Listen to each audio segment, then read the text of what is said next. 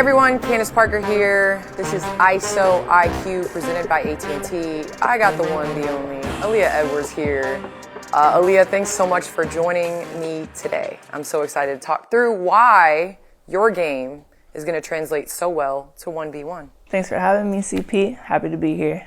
Okay, we got to get straight to it. Last year, you were runner-up. Honestly, you won the first game against Nafisa Collier. You won your matchup against Brianna Stewart. That was your first round matchup. Can you tell me about the confidence you're taking into this year's 1v1 tournament, having already had that under your belt last year? I'm taking a lot of confidence going into this 1v1 tournament. It's my second time appearing in the tournament, so I kind of know the ropes a little bit, so that's a bit of advantage towards my opponents. A lot of people are chatting about last year, but last year's in the past. I'm focused on this year, and I just gotta be prepared for anything pretty much. So I'm excited, but I'm glad we get this little moment where we can go over film together because I definitely need the help for sure.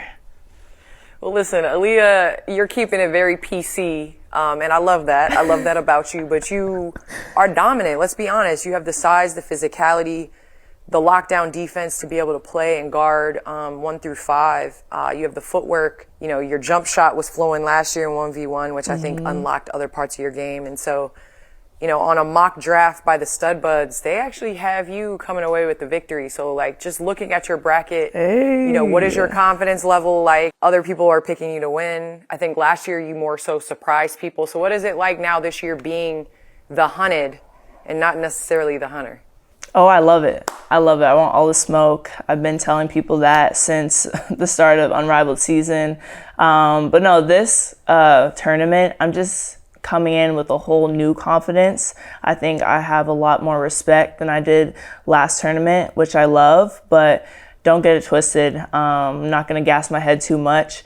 I know I still have to go in, take it one game at a time, put in the work, but I've been telling, especially my teammates in the locker room every day, like, I'm going for that 200K. All right, well, that gets us right. I mean, it's almost like you're transitioning for me. We're going to get right into It's film. Almost like we should swap places. You should be in the league, and I should be. Listen, my athleticism is falling off a cliff. So I think that just to spare you, I'm going to just have the mic for now. You do all that other stuff so well. But we're going to talk about your lockdown defense, and we're going to do it early because I think that, you know, your ability to move your feet, your ability to dictate what you're going to give the opponent, I think has been on full display at Unrivaled.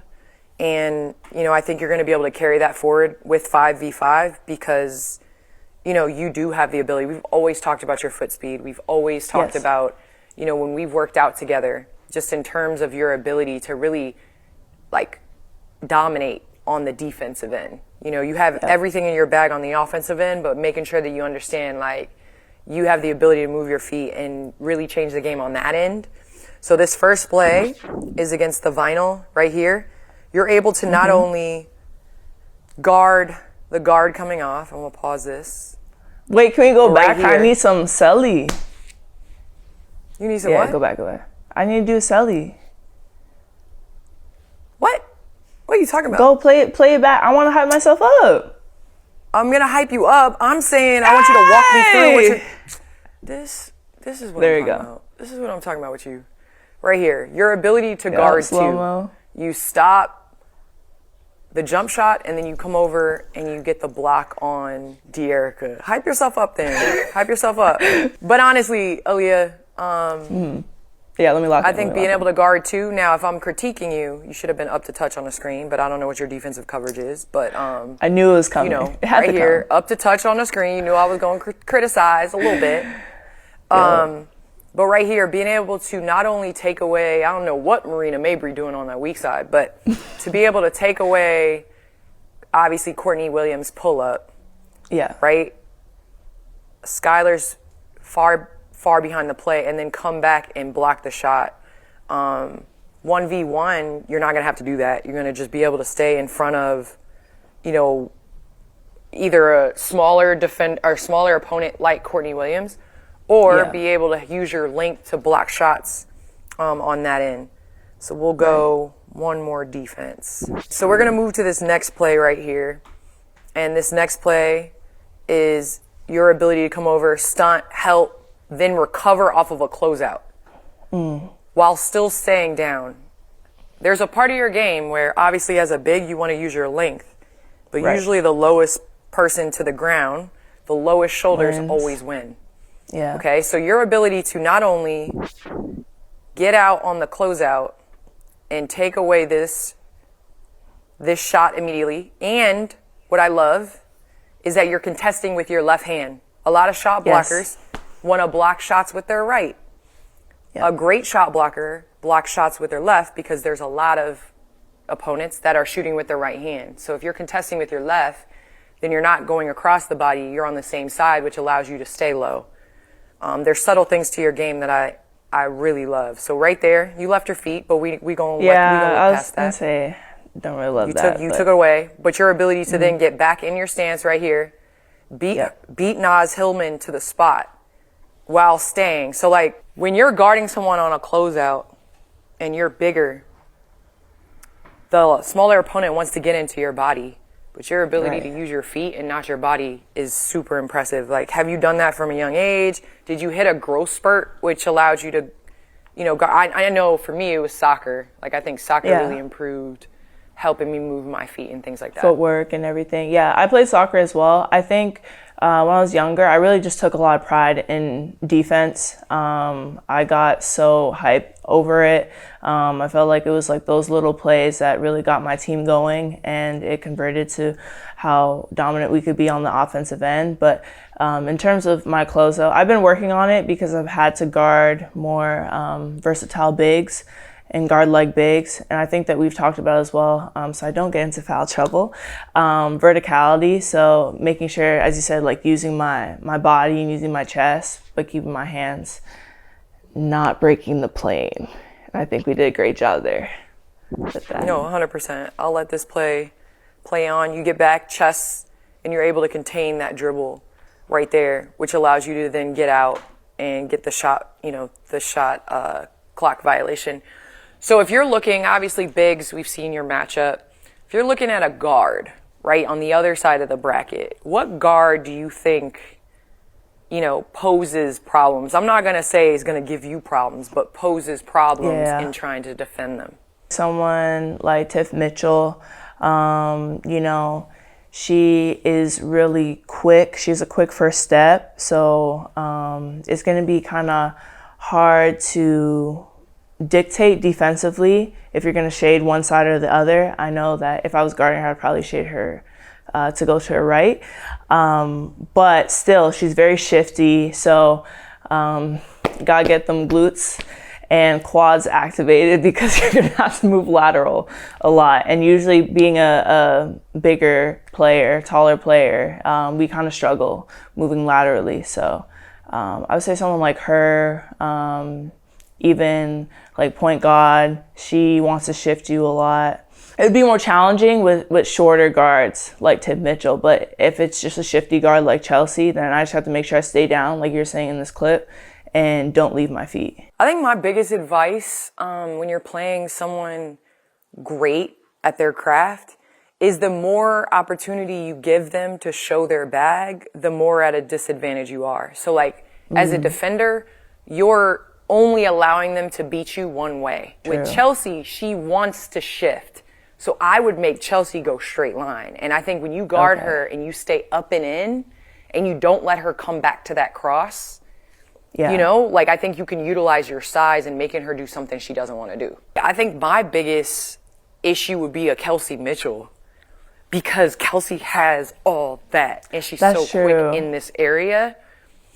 And, she has that step back. So I know, especially during the WNBA season, like that herky-jerky, pull it back, that would give me problems as a defender. And so with her, you really want to make sure that she only goes one way.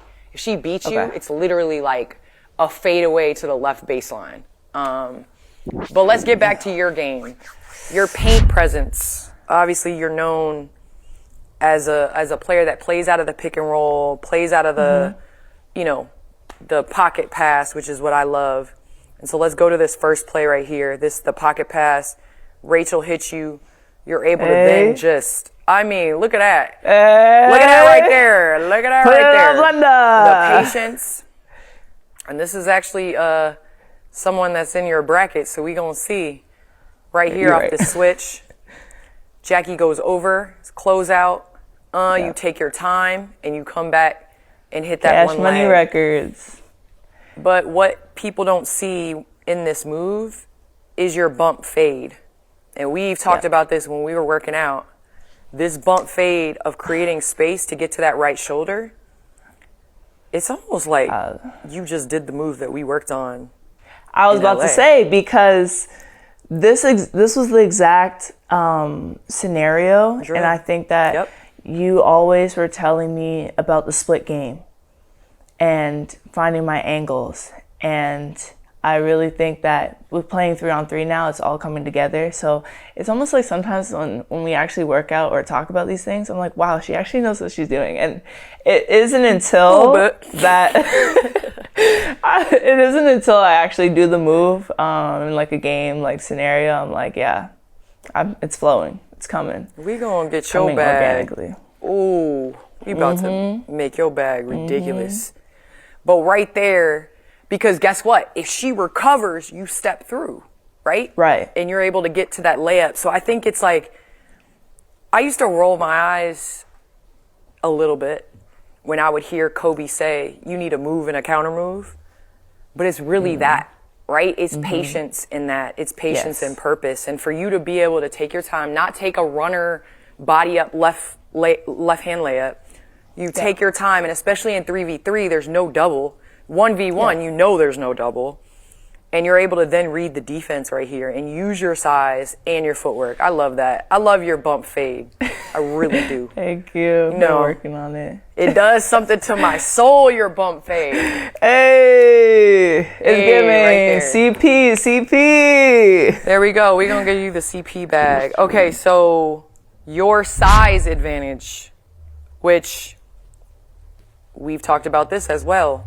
Yeah. You're able to get to this in one-on-one, especially against bigger players, where you go and you get into that mid-post. You know what I'm talking about? Where you go and then you face your butt to the baseline, you get to the mid-post. Excuse me. When things are kind of going maybe a different way, you need a bucket, I would love for you to get to this spot on the court. Okay? And right here, you're able to then turn face. You're using your right pivot. This is another thing that I don't even think you understand. We talked about the ability for a right-hand player to use a right pivot as a defender messes up everything that you have been programmed to do. Yeah. You were preaching this. When we got you using this as your right pivot. She's thinking your left pivot is where it's at. So she's thinking she's going to have time for your open up, or she's going to have time for your cross. Right here, you're able to use your right pivot, which allows you to get to that area. Now, you get the rebound, you're able to put it back in. Do we think this is a foul or not? Not in 1v1. This ain't no foul. You call this in 1v1 on your own, you call a foul, I'm throwing the ball at you and telling you to get tougher. Nah, bro. This ain't a foul. You don't have to play through that. It's not a foul. Nope. You know what I want you to do right here? Yes. You know what I want you to do right here? Spin? I want you to bump, and I want you to play off 2. Yeah. So bump, bop. You have the step through. You have the right shoulder turn fade. You have the step through with your right hand on the left side. You have all that. But in 1v1, if they're able to contest a shot, you have the advantage because they're not going to be able to turn around and block you out. Right. And so with this right here, you're able to then go get the rebound and put it back in, which I love. I think it's a balanced approach, right? How are you going to survey whether to take your outside jump shot or whether to get to the hoop? Well, it's interesting because the 1v1 setup, we start at the half-court line and you don't check the ball. You wait until the ref blows the whistle. So I want to see where my opponent's positioning is defensively. If they're backing up and giving me the 3, yes, I'm going to try and make a couple. Because obviously less work, less tiring, get the game over quick. Because we all saw in the finals, I was definitely gassed.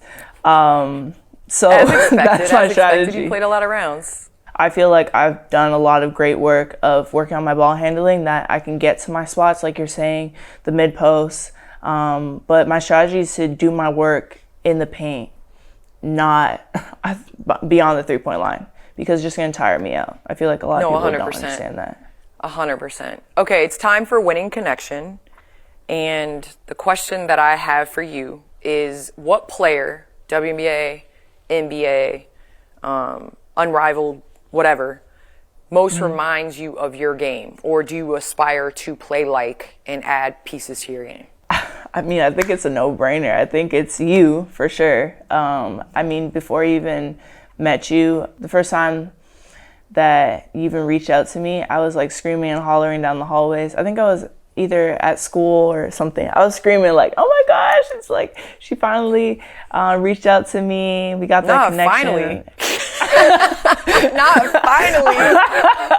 No, I knew it was coming because I was balling, bro. I'm like, I have to get the respect some way from the GOAT. But yeah, I've told you this. I've grown up watching you. I think you really changed the game from us as forwards just being back to the basket post. But now we're more dynamic, more versatile, and that's what everyone loves. So I think you were definitely at the forefront of that. And we saw the moves in there. Most of those moves are either you did or you're helping me with. All I know is I can't wait. Just give me, like I said, give me 2 weeks, and we about to add a bag to the bag. We about to have a bag inside of a bag inside of a bag. Hey. So I can't wait. But I have a question for you. If you were to play me 1v1, what would be the score and what would be your strategy against me? Okay, I love your question. I'm gonna go with I'm gonna do a lot of jabbing. So I'm gonna make you think. I'm not gonna let you get into my body. So the way that I would play you would be, obviously I would take away the catch and shoot off the first initial dribble. Yeah. But then I would force you to go downhill, like away right. So I wouldn't let you come back over your right shoulder.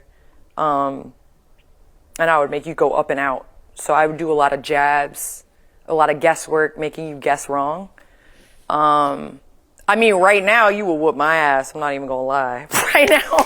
That's all I really wanted to hear. Right now you will whoop my ass, man. We talk about right now, because that's as good as, as good as you'll ever be is right at this moment. And my athleticism was left back in 2022. So we going on 4 years with no athleticism. So I'll give you that. But I give you the nod. I think you have a real opportunity. But you didn't say what the score would be, to make some noise.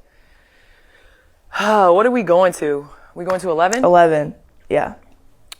We going to 11. I mean, I'll spot myself. I at least get, just off a slow play, I get at least 5, 6. So okay. I'll say 11-8. Now, you talking about Candace at your age? Chill out. 11-0? Yeah, 11-0. If it was like prime versus prime, no. Aaliyah, I'd tell you what move I was gonna do and still beat you with the move I was gonna do it. Yep. That's some Kobe type mentality, to be honest. I'm telling you, man. I would tell you, listen, I'm going over my right shoulder. I'd be like, what? Aaliyah, for real, you're the best. I really, really, really appreciate you. I'm really rooting for you, man.